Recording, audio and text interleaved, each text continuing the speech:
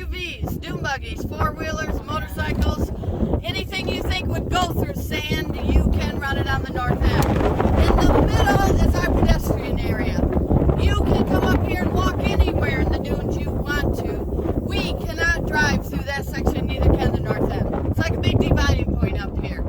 This end of the dunes, Macwood leases 680 acres from the state. So we are the only motorized vehicles on this end. We don't have to worry about other cars. Pedestrians, they make good speed bumps in the sand, so if you ever do come up here and go hiking, it's a little over 3 miles north to south. It's only 1.5 miles from Silver Lake over to Lake Michigan. But if you ever make that little 1.5 mile hike, remember one thing, it will be uphill both ways. All right, you guys ready?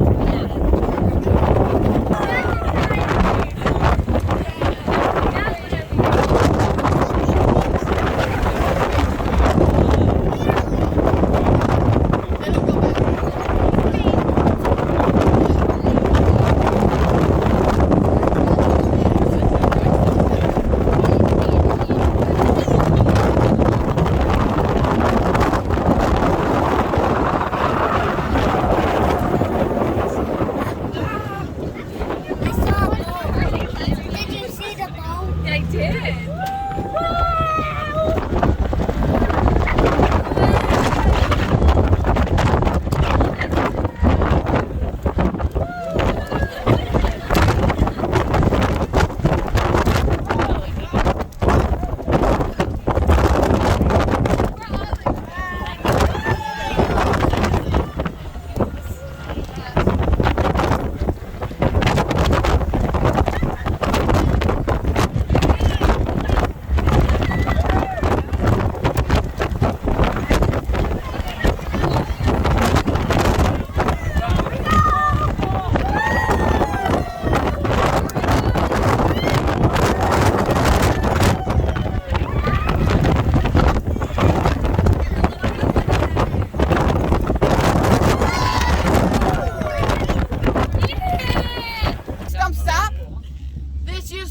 Forest at one time all through this end of the dunes. A lot of red and white pines grew up down in this area.